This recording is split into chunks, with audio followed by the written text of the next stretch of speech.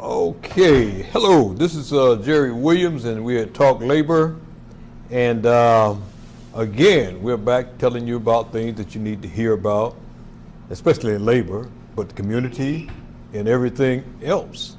We also want to talk to you about what's going on at Star Planet TV Network. We got a lot of things going on here, and you'll be seeing these things as they occur. But I want you to welcome my sidekick here, my buddy, my partner that's been in the trenches with me in labor and everything else, Ronnie Roach. Ronnie. Hey, Jerry.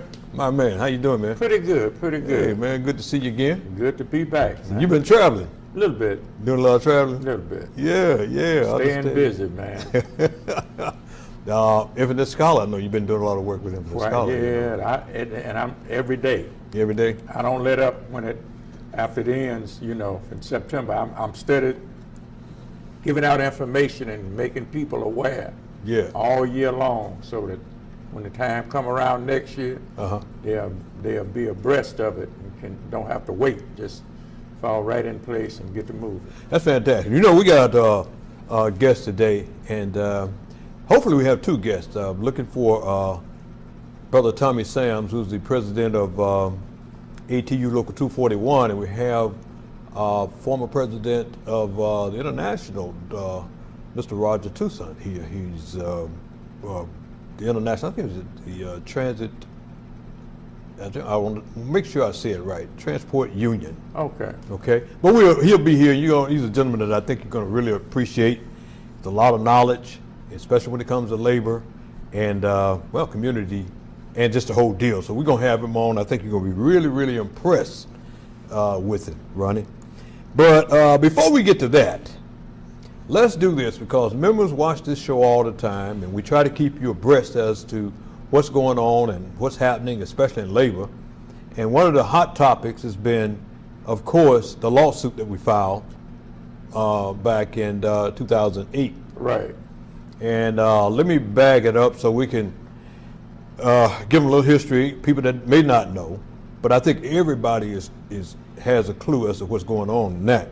We had a situation where the company, the CTA, the union, and other people filed they had a bill passed in 2008. Right. That took away a lot of your benefits, took away a lot of things, some of your power as a union when it comes to your pension. We got, it's just unbelievable. We got had. Yeah. I don't want to say it just like when we're talking at the, in home. We got had.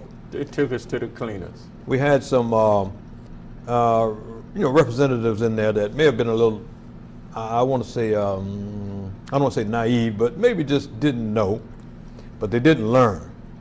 And people tried to talk to them about it, and it just didn't. Everybody knows about that. We're going to move forward now. We're going to move forward. What they did was they passed a bill that took away parts of your pension. It took away your block votes. You had block votes. You had 5 votes for labor, 5 for management at the pension board. So whenever you want to pass anything, you had to have 3 from labor and 3 from management, to agree on whatever it is you want to do. And it worked perfectly. We went from $800 million to over $2 billion. And that's during the time that I was in there as president of ATU. And so it worked beautifully. There's no reason to tamper with that. But what they did when they went to the Springfield and they had people to pass a bill that literally took away your rights. They took away your block votes. So now the union no longer have control as to what happens to your pension when they vote at the board. Because they came back with instead of block votes, they took that away and they said the majority vote would win, and they were going to give they put a so-called independent person, right, in there in case there's a tie. You never had a problem with a tie before. You can go to an arbitrator if you had a tie. So what they did that, and now they have 5 for labor, 5 for management, and one so-called independent. But the independent vote with management 80% of the time, or 90% of the time. You've been there. More like What do 90. you think about that? More like 90. 90% of the time they 90% vote of the with. time.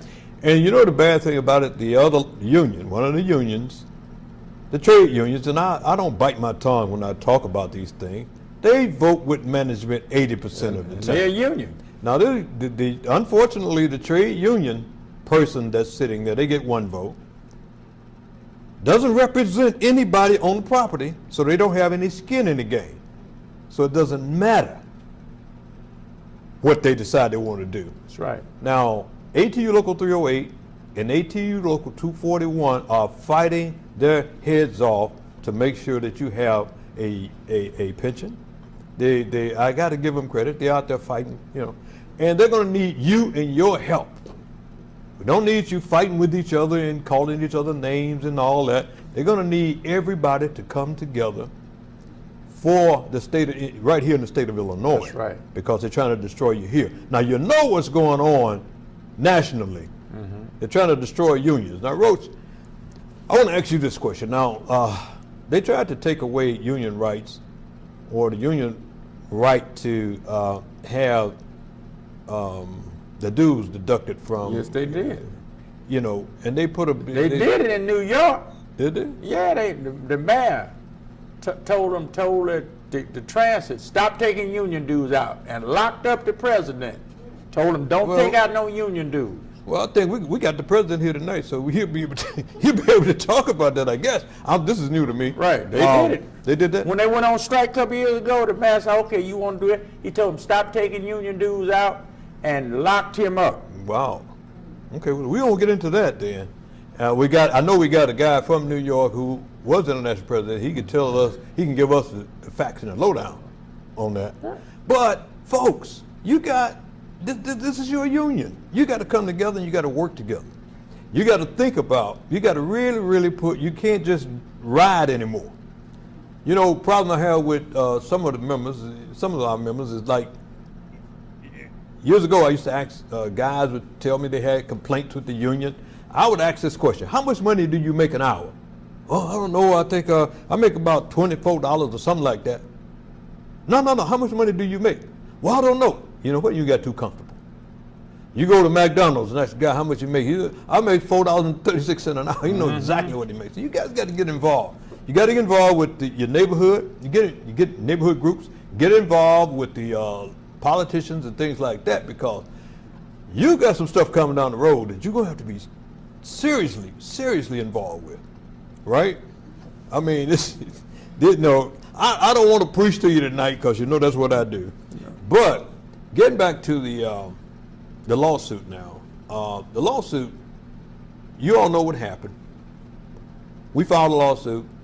Circuit Court denied. As a matter of fact, they ruled against. We divided the lawsuit into two parts: one, active members, and one, retirees. On the active members and the retirees, Circuit Court ruled totally against us, said we didn't have a right to file a lawsuit. Okay? We appealed it. And I want you to thank these guys that stepped up and did that. One, Ronald Roach, this guy right here. The other one, Matthews. The other one, Tommy Sams, who's the president of ATU Local 241 right now. And Jerry Williams, that's me. 4 people, we sit down and filed that lawsuit. Yes, okay? And also, I'd like for you guys, when you see the attorneys, thank them too, because they did not have to take this case. I think that their bill is up to close to $1 million right now for the work that they've done. And they're looking to get paid, but we're not paying them. They took the case pro bono, okay? So, now let me get back. So the Circuit Court ruled against both of us. We appealed their ruling to the appellate court. And the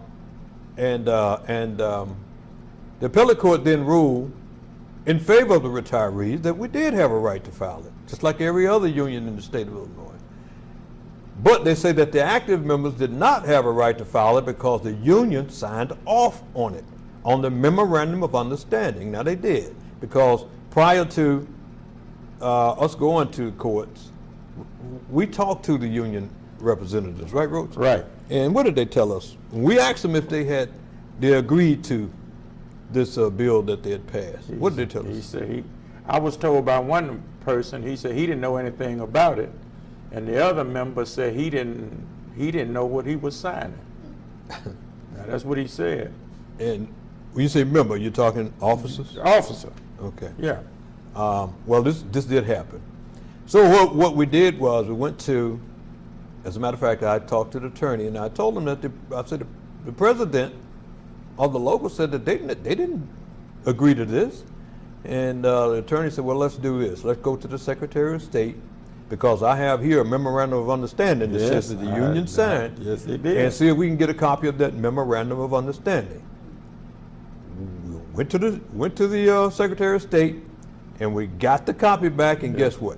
They did. Their names was right there. Right on there. that. But that didn't stop us. We went forward, and we filed a lawsuit.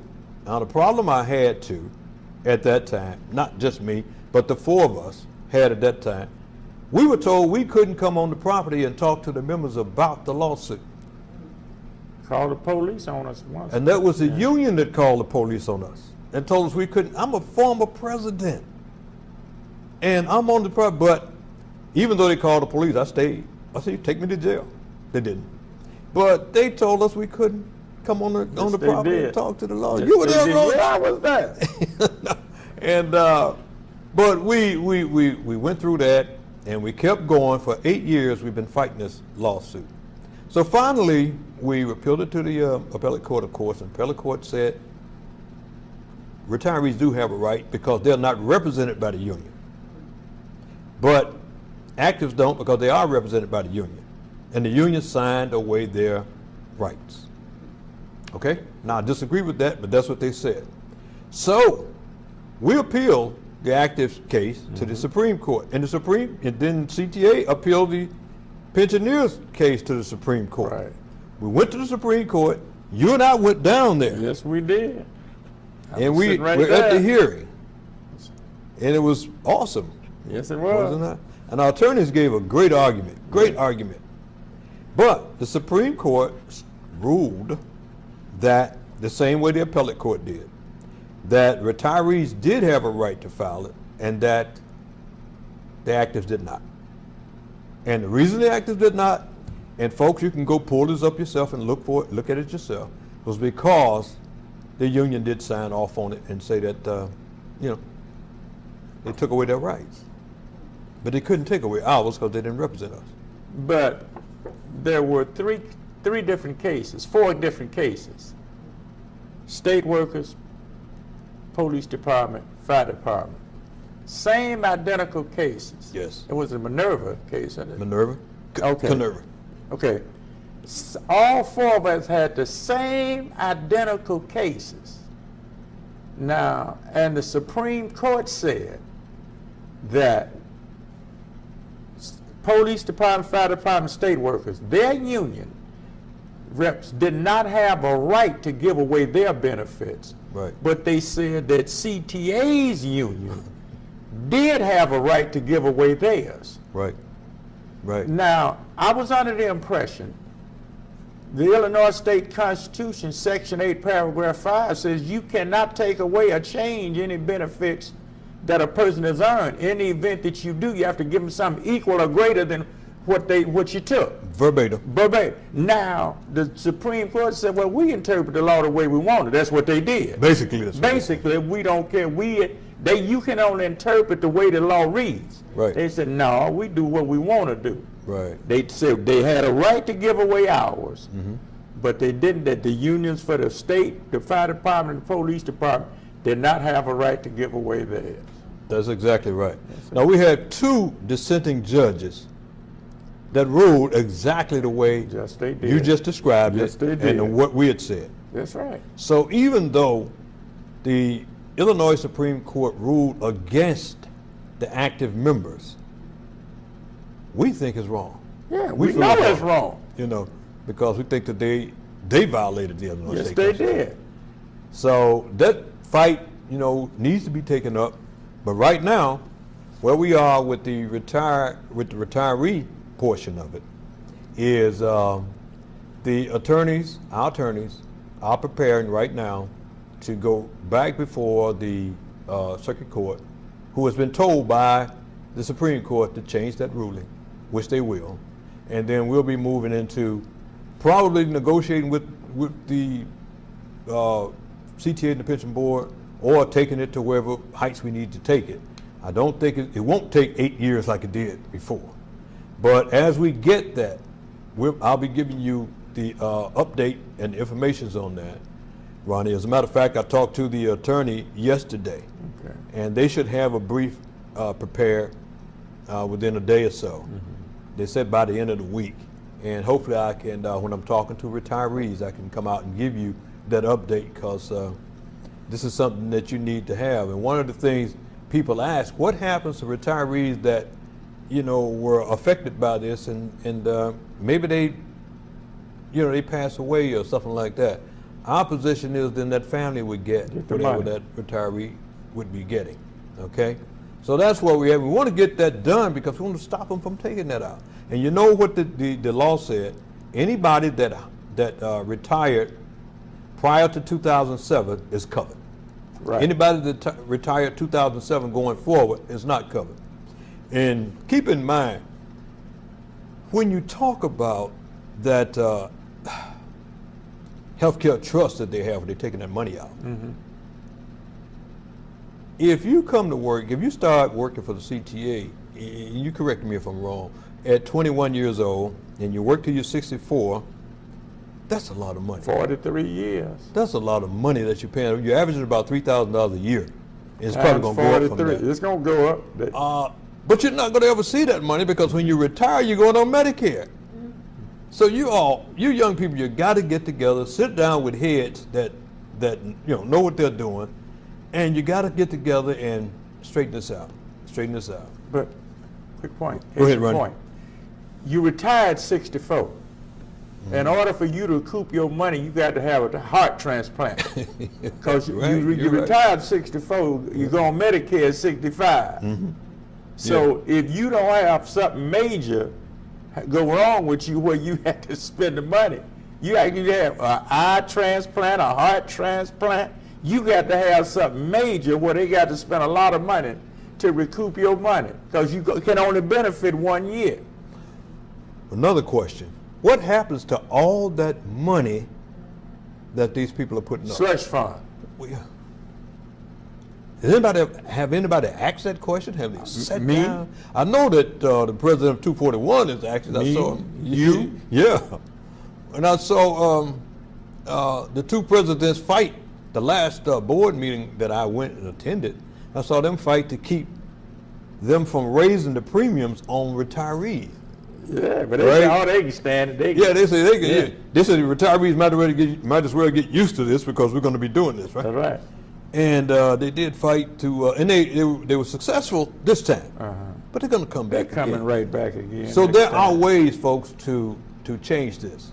You got to sit down with your people in control and in charge, and you got to come out as a unit to get this done. There are ideas, and I'll be giving you this as we go along. There are changes. There are some things being done, but you got to be 100% with the people that are out there working to get it done. Okay?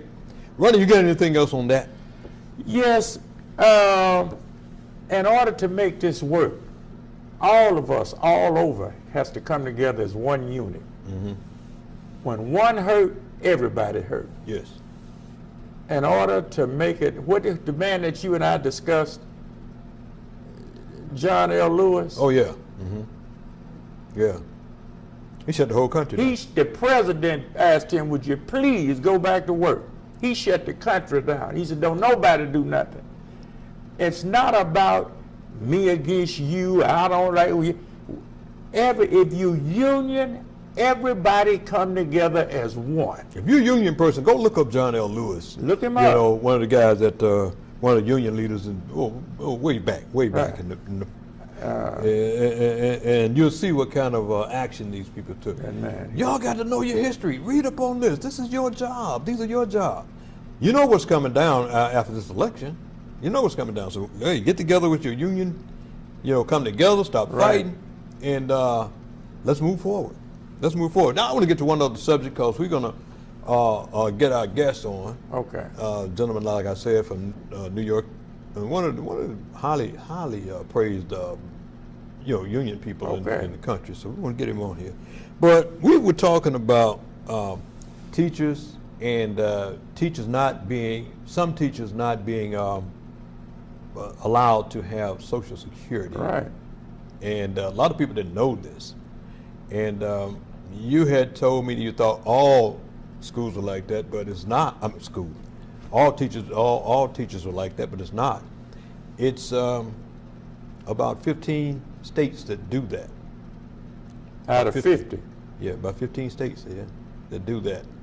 And meaning that your teachers just don't have Social Security. They're not allowed to have it. They're not allowed to participate.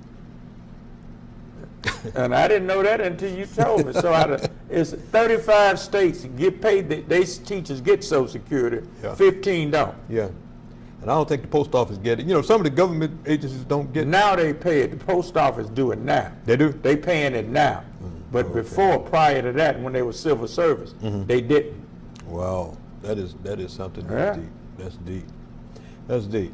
Well, you know, that's something that is beyond us now. The teachers know what's going on. And it was something, you know, when they passed the Social Security Act, I think it's 1935. And in 1950, they gave where they said that the government workers couldn't, participate in it because you couldn't force them to do, whatever. But in 1950, government workers wanted to be a part of it, and they opened it up for all government workers. Any state that wanted their people to be in it, they can do it this one time. And all the states did it except 15. Illinois was one of the 15 that said we could do a better job in giving them a pension and Social Security. Social Security. This is why, folks, you young teachers, this is why you don't have the opportunity to participate in Social Security. But keep fighting. Right. Keep fighting. Yeah. So then, Ronnie, one more thing I'm going to talk to you about, and that is the Infinite Scholar Program. This is something we've been doing for quite some time now. This is the fifth year, going into the fifth year. Yeah. We gave away almost $18 million this year in September for scholarships. Awesome. We raised $18 million. And right now, we have the Chicago Police Department on board with us. Okay. We've always had the Chicago Teachers Union on board with us. They've been our sponsors. They work with us. Right. This year, the Chicago Public Schools chipped in and worked with us and helped sponsor. Okay. And we got a lot of sponsors that are working with us. So, with the Promise Program, this is something that's awesome that's going on. That's where the police department is becoming involved. They're going to work with the kids in the community and the parents and everybody. We got them all on board. We're meeting Monday, and then we're going to meet on the 13th. And we're going to kick this off. They got it in St. Louis, but everybody's so happy that we got it here in Chicago. They didn't believe we could do it, but we got it. And I want to thank Ruth, Danny, yourself, and all the people that work on the team here in Chicago. We live it about this. I talk about it now. I said, but it's a pilot program right now for us. I said, once we get it rolling, it's gonna spray it. Yeah. We just gotta get it really rooted and grounded, make sure and get it just right. And they say, is it my school? I said, no, not yet. I said, it's coming though. Well, just so you understand what it is, the pilot program with the Promise Program, what we do, we take kids from 6th grade up to 10th grade. And we talk to the parents, we talk with the principals, and we bring them in, we have a meeting. If they want to join, they'll sign, and they'll sign the affidavit. And what happens is we give away, what we'll do is we'll follow them. We'll follow them and make sure that they're doing what they're supposed to do, keep their grades up, 93% attendance performance, and don't get into trouble. If you do that, you're virtually guaranteed scholarship because all the colleges are working with us. In between that, these kids, if they fall behind, we got tutors Right. that's going to work with them. If they need mentorship, the police department is going to work with us on that. We're also going to be taking them to colleges so they can go to college day and Right. help. So it's just an amazing thing. We're going to give you more on that. We're going to give you more on that. But we're going to do this because I want to get my guest on, and we're going to take a break, and we'll be back in a couple of minutes with Mr. Roger Toussaint.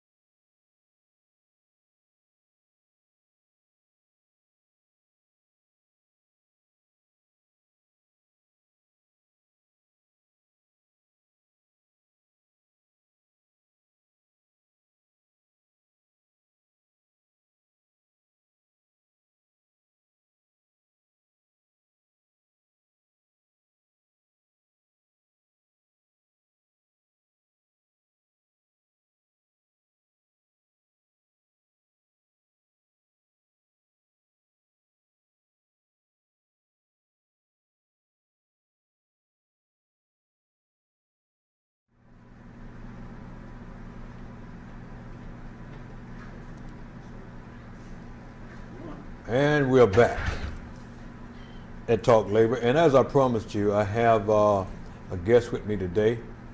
He's from New York. He's Brother Roger Toussaint, president of Transport Union International, right? Former president. Former president of Jerry. the Transport Workers Union, Good. Local 100 New York. Good to see you. And also have Pleasure. with us president of ATU Local 241, Brother Tommy Sands. Tommy. How you doing? Hey, man, good to see you again. Good to see you. All right, man. Been a while. Well, you know what? With everything that's going on in the United States right now, I'm glad to see you guys because I feel a little more secure now. But we got a lot of work to do. We got a lot of work to do. And I'm happy to have Roger on.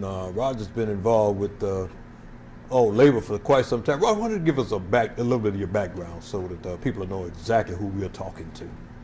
So right now I actually live in Atlanta, but I worked in New York for most of my life. And I was the president of Transport Workers Union Local 100 in New York, which is the largest transit union in the country, 38,000 members, representing both rail and buses, as well as 17 small companies, shuttle buses, school bus companies, schedules, reservations, and so forth. So I ran that union from 2001 until 2009, including in the strike in 2005 when we shut down the city of New York. Now it's interesting, I was listening to your conversation earlier, and the strike was precisely over the issue of pensions. They were attempting, and this was 3 years before what they did in Chicago here, they were attempting to impose an inferior pension on incoming transit workers. The formula that they were trying to apply was they were going to triple the employee contributions. In Chicago's case, they took a different tack but had the same end result, to cut the pension, impose an inferior pension that is now continuing to haunt CTA workers. And we took the position that we were not going to allow that to happen on our watch. And we shut the city down. We paid a price for it, but we effectively blocked them from imposing that pension. As things happened, some years later in 2012, under Democratic Governor Cuomo, they were able to impose exactly the pension that we blocked them from imposing in 2005. I had long moved on from New York to work in Washington. When that happened, it was under different leadership of the union. But it is interesting because the whole attack on pensions and health benefits, of course, has been the big issue in labor contracts from coast to coast. And so defending on that and taking some type of firm stand, we saw that as our obligation in 2005. So it was just very interesting listening to how things unfolded here just 3 years later. You know, just what you're talking about. I read a book, The North Will Rise Again. I don't know if you ever read that. And it talked about exactly that. And this book was written in 1970. And it talked about exactly that happening, that pensions would become like the cash cow in the United States, and everybody was going to come after them. And if you ever get a chance to read, pick up that book, The North Will Rise Again, because it's something that it's amazing. And this is what's happening now. And I got problems with that. Tommy, you know, you ran into the same situation prior to you becoming president of the local. And ran into, they were so adamant about doing what they wanted to do, they tried to basically lock us up for talking about it, like it was some kind of country dictatorship or something. We went on the properties trying to talk about the lawsuit that we filed. Right. So what's, you know, and I know you, since you got in there, you know, you talked about, you know, some of the atrocious things that's going on there. Right. But where are we at with the pension right now? If you can give just a little short synopsis. Well, with our pension at the CTA right now, and Jerry, you know from years of you being there, they now have control of the pension. We're talking about over $2 billion. They control the health care for our retirees. The contributions are just crazy right now. Every so often you have to look for these increases. You know, we had an increase in 13 that took us from 8.45 to 10.125. Now we're looking at another increase January 1st that'll take us to 12%. And when you look at how the pension, how the money is being returned and what they have it set at on the return, it's a ridiculous amount. They'll never reach that mark.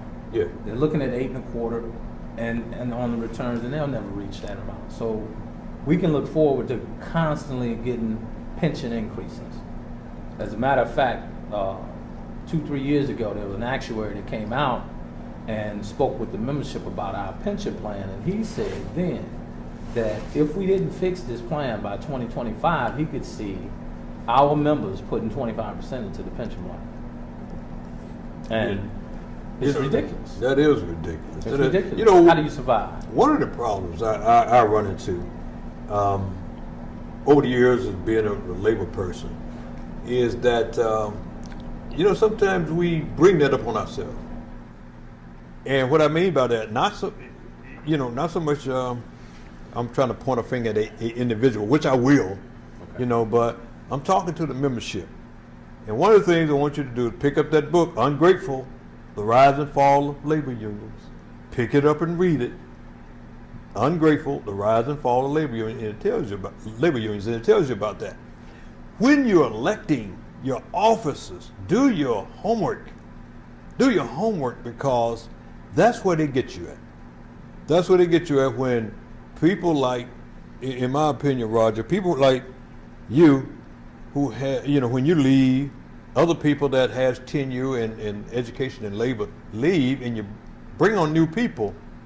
Some of them, you know, seek knowledge, and some of them don't. And management have a field day with naive union representatives. Am I on the road, right road, or? Yeah, I mean, but it also sounds to me, from what I'm hearing described in Chicago, that you have the imposition of second-class citizenship in the area of pension on unions that are primarily black. Yes. And that needs to be looked at very seriously and challenged. You have differential treatment, and that probably violates, if not state law, it violates federal law. If the courts are saying that you can treat firemen and cops one way under the very same provisions, but their statutory rights under the Constitution with respect to their pension has to be protected, but transit workers' statutory rights could be waived by the signature and the Constitution could be set aside, then that seems to me as if that is that's not just unfair, it is unequal treatment under the law.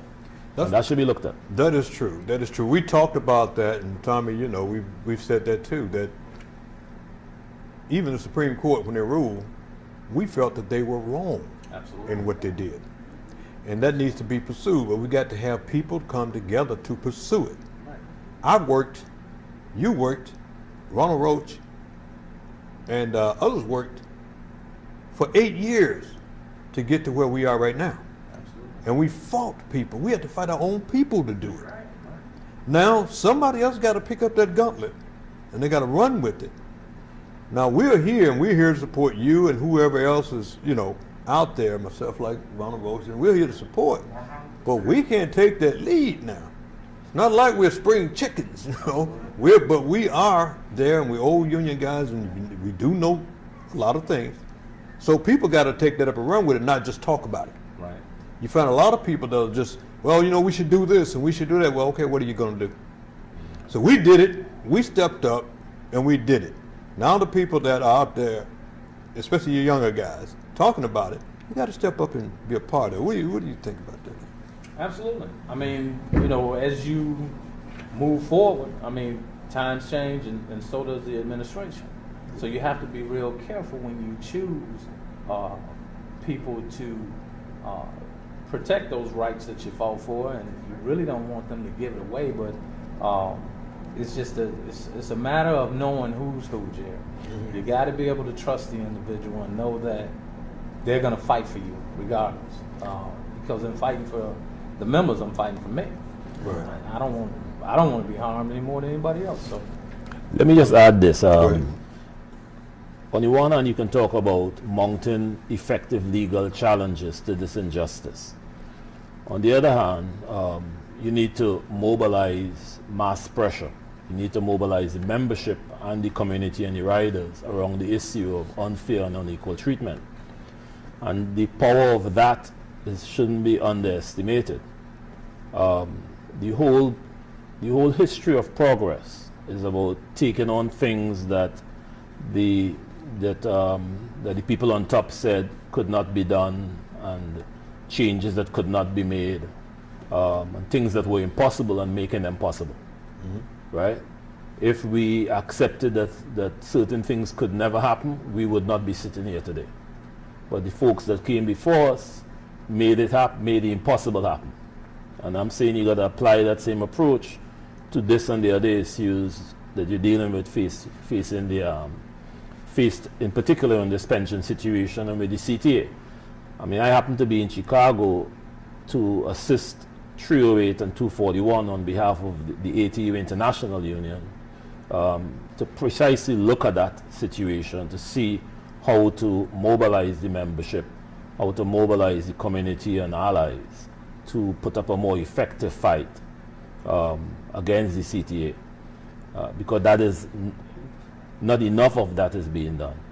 Too often in the labor movement, there's an over-reliance on lawyers, on presentation, and an underestimation of the importance of bringing leverage to the table, bringing pressure to the table from away from the table. That is absolutely true. And you know, from example, I know myself that is a fact, because I guess who was here earlier, he could attest to that, Ronnie Roach, that was the approach that we took. We took years ago.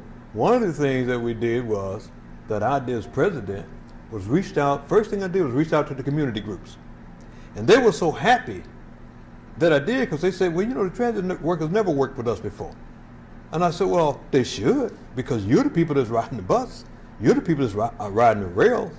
They said they were so happy. Now, I had people telling me, union people telling me, you don't want to mess with those old community groups because, you know, and had CTA trying to say the same thing. So the more CTA said, you don't want to mess with those old community groups, I got more community groups, because I know if they're telling me don't do it, it must be something good. But what happened with that was, I got the opportunity, Roger, to work with this community group, and we got so powerful with the legislators down there that we changed things. Just what you just said.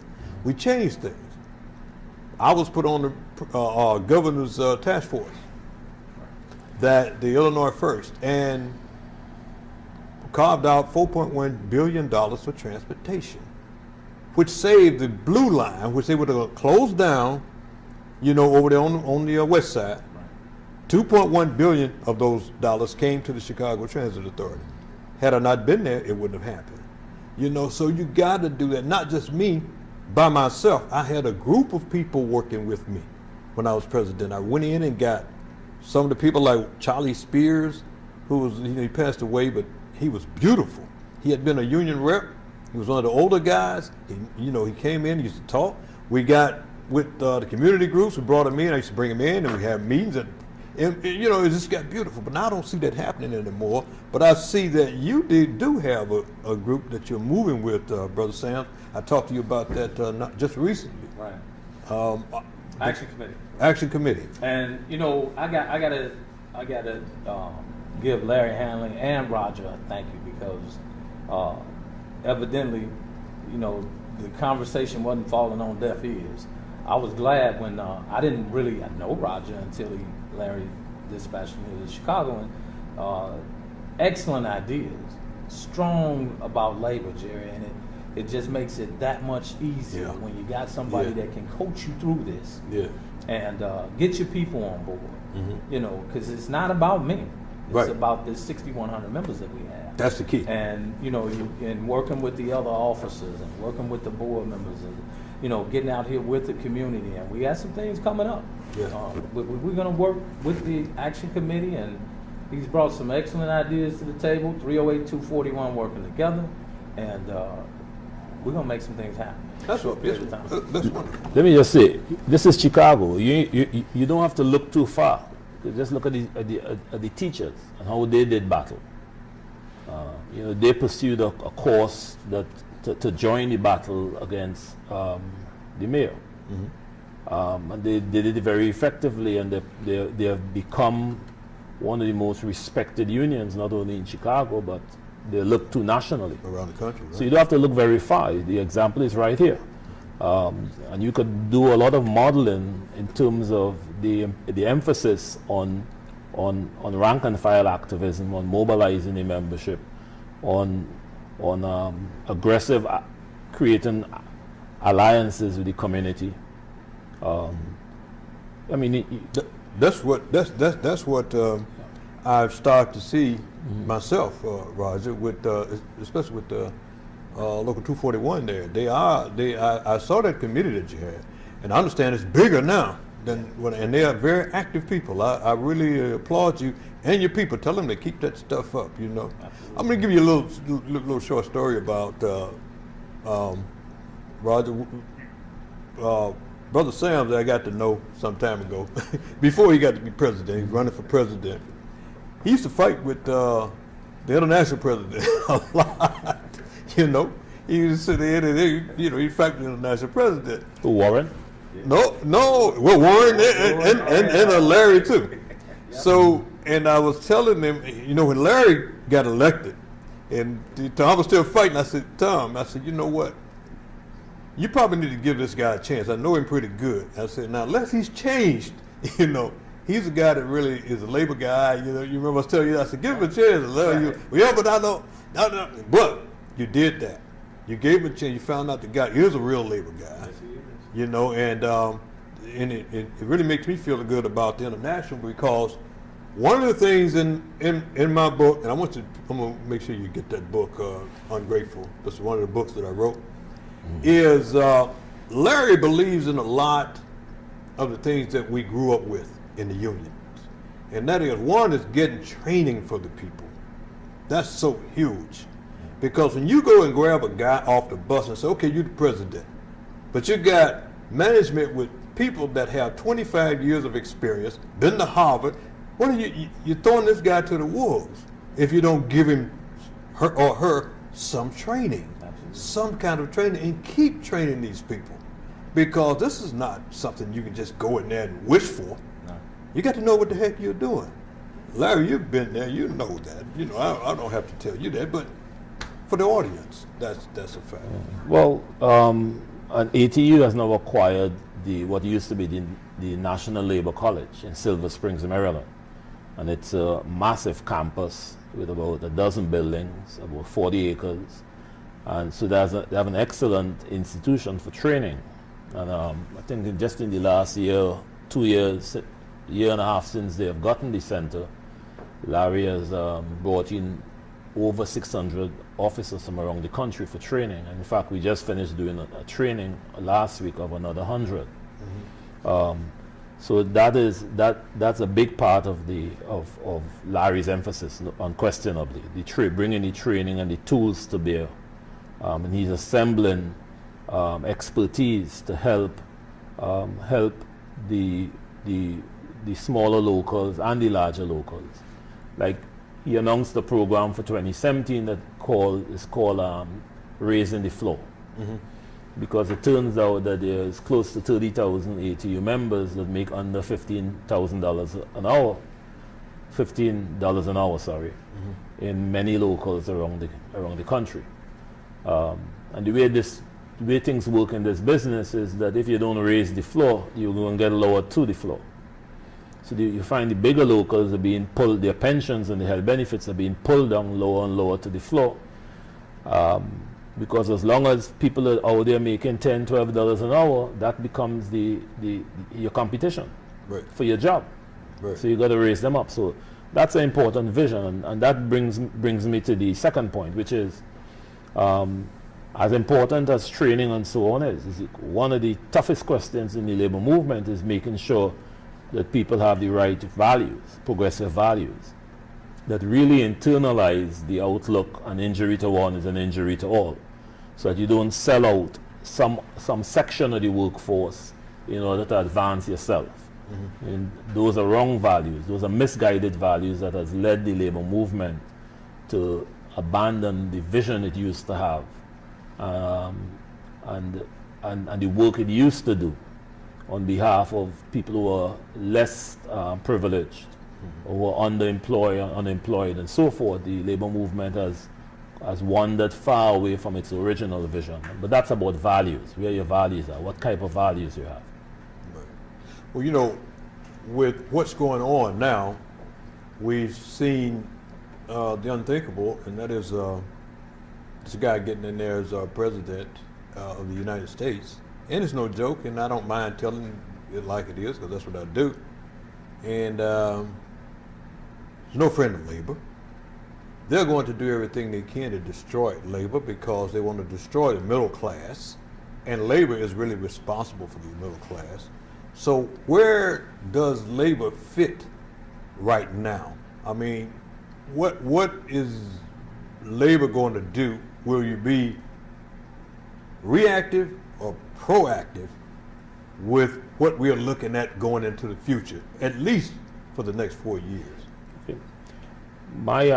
My sense is that is not very optimistic, to be frank, with respect to organized labor in terms of the AFL-CIO. What people like Karen Lewis is doing and Larry Handley is an exception inside the labor movement. For the most part, organized labor has been backpedaling. When the Wisconsin uprising in 2011 provided an opportunity to do a rebuild, and they didn't seize that opportunity, and they continued to decline as a result. And what you have seen since Wisconsin was Occupy Wall Street, Black Lives Matter, Fight for 15, immigrant rights movement. So new forces are being birthed that seem to have more will and more vision to take on the powers that be. And my sense is that that's where the future lies. Other than, like Larry Handley again, and Karen Lewis and leaders like that are trying to hold on to sacred ground in the labor movement. That is important, but I think that these emerging movements bring the kind of vigor and vision and will that is needed to fight back. I don't think that I don't look to the AFL-CIO for that type of capacity, to be honest. Well, that makes a lot of sense, but somewhere along the line, and Tom, I think that unions, this is my opinion, I think that unions are going to have to come together. Well, Because something close to what John Lewis did years ago when he shut down the country. And I'm not saying we got to shut down the country, but unions need to get together and start talking right now, get proactive, because if you wait until they hit you, they're going to hit you so hard, you're not going to get up. but that's what it should be. But unfortunately, there are a lot of union members that voted for Trump. Mm-hmm. No, I'm not saying, and some of the unions that you mentioned here earlier, many of their members voted for Trump. Maybe a few of ours voted for Trump. Yeah. I'm not saying that everyone who voted for Trump is, for instance, a racist. I think that the American political landscape is far more complicated than that. But I do know that all the racists voted for Trump. You know? I have a disagreement on that, but I'm not going to. I think if you vote for a racist, that make you a racist. That's me. I wouldn't say all of or everyone who voted for him is a racist. I think all the racists voted for him. Yeah, for sure. I would say they all voted. And write that down, because I know y'all looking. Yeah. If you vote for a racist and a bigot, that makes you a racist and a bigot. Sorry. A lot of times, the reason I say that, because with Trump, you had a lot of racists that would vote for him anyway, but you had a lot of undercover racists that sure. you didn't know were racist. Sure. But as soon as it came out, I see him on television. Well, yes, I voted Tom Brady. Oh, yes, and Jen Cutler. And I was glad he got his finger broke the other day. But anyway, so but we have to be in labor. We got to be a little more progressive, because if you don't, indeed, all you got to do, Roger, is wait. Trump is going to show his hand to unions who think that they're going to be protected. Now, I was listening to people on television talking about, and we're talking about black people. Well, they're on that welfare, and that's all they do. And people asking, well, you guys, you get government assistance? Yeah, but see, we get assistance. I'm like, do you understand it's the same thing? And you get more assistance than anybody in the world, but they don't understand that. Yeah, the biggest affirmative action program in history is called white privilege. Yes. It's been going on for forever. Yes. And it is from cradle to the grave. Yes. And it is now that's the key. It's been going on forever. People don't realize that. They think this is happening to us, man. Look, I'm saying this to you all. If you want to know what's happening, go and look at some of these old westerns. Tell you exactly. You'll see the same thing back in 1930s when they're making those movies that you see today. But you got to fight it. You got to fight it, and don't be afraid to fight it. I think simply labor has to flex its muscle. Like you said a minute ago, we've been pounded for the last 50 years. They've been pounding labor. One of the ways of getting rid of middle class, get rid of labor. Labor unions. Let me say this. I mean, labor for labor to fight back and to be powerful, again, it goes back to having the right values. If you have the right values, then you're not only concerned about your members' bread and butter and winning wages. You have to be concerned about lifting up your fellow man, Yes. the less fortunate, Yes. the unemployed and the underemployed. You have to care about the communities you come from. And labor was at its strongest in the U.S. when it had a big vision to have a fight over what are the values and whether those values have a place for the folks that are less fortunate, that are outside of your union, right? Yeah. You can't just call for support when you need them. You got to be fighting the good fight for the good things. That's how we have Social Security and all of the benefits. That's because those things were important to the broad working population, not just to the members of a particular union. Well, that's true, but what I've learned, Larry, is that, Roger, I'm sorry, is that people a lot of times don't understand until they get hit with it. You see, they don't understand how important it is to do just what you said. Back when I was in office, when we negotiated, management, we talked to them, they understood that if we don't get a raise, you guys are not going to get a raise. They got to keep you in front of us. So we not, and not just management people, but as I said before, when we talked with the community groups, they understood. We got to work with them to make sure we have good transportation. We got to work with them and make sure that we can get people to work. As a matter of fact, when during that time, not only did we talk with Democrats, but went and talked with Republicans. Beth Faywell, who was the president of the Senate. I had a meeting with her, talked to her about transportation. And one of the questions I asked her, I said, you live in this county. I said, how long does it take a bus to come if you want to go shopping? She said, too long. She really started screaming. And we started talking about it, showing what we could do if we all worked together. And guess what? They came down and we passed the bill and got the thing done. So what you're saying is true, but we got to get on a broad scale and do that. Problem we got now, though, the decline of unions, what was on a slow decline, is on a speed now because of what's going on. And that's why I say unions are going to have to do this in order to stop that and then get into working, or at the same time work with it, talk about some of the things that you're doing, because that's what's going on in this country. And if we don't do something, this is what's going to happen. I'm concerned about my kids, the young people like Brother Sam, his kids and his kids' kids, and Brother Roach. And we talk about it all the time, man. We up there. We're not worried. We're okay. But we are concerned about the people that's coming along behind us. Because if we don't do that, shame on us. What was all that work about? Trying to get this done. I gotta credit the ATU. You've been strong. ATU has been strong for a long time. Not just ATU, but unions, transportation unions have been strong for a long time. And other unions have too, but then you got some unions that, well, we won't split that. We need to have people together. These people got to come together and stop letting people, management and politicians, pick you off and say, well, you're okay.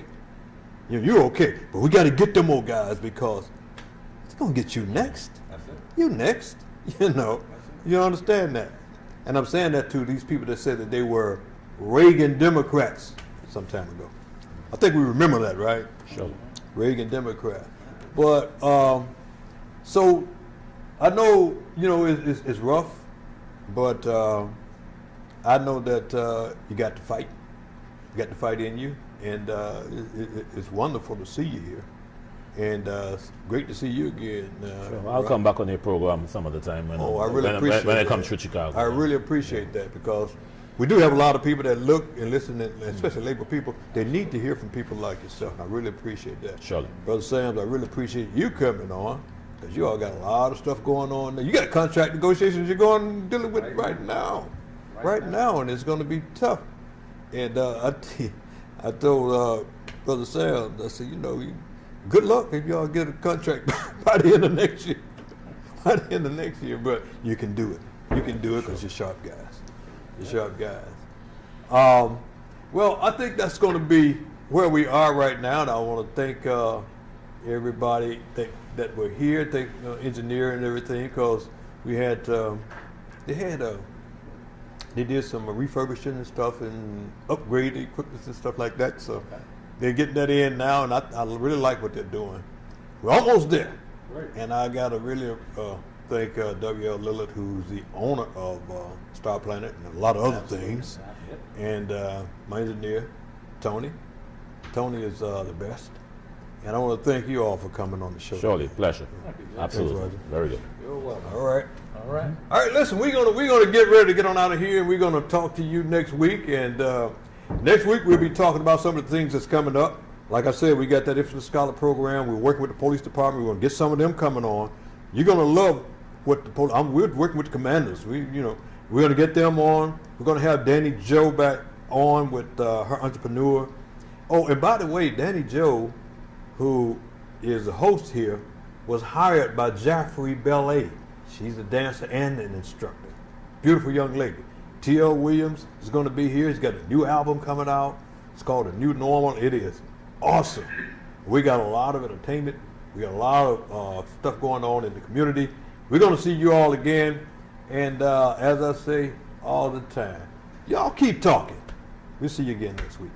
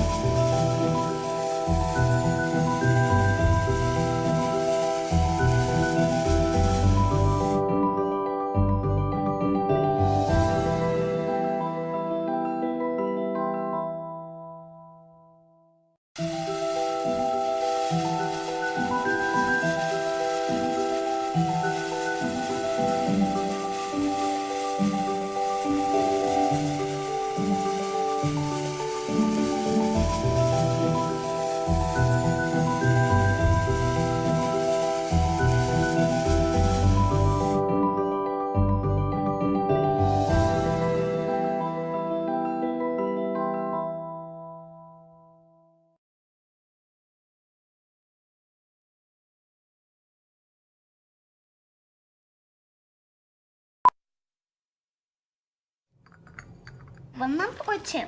5. Certainly, darling. Look what you did. What? You spilled. I'm sorry. It's just a little bit. Here you go again. Sorry. What can I do? You can't do anything because you can't do anything right.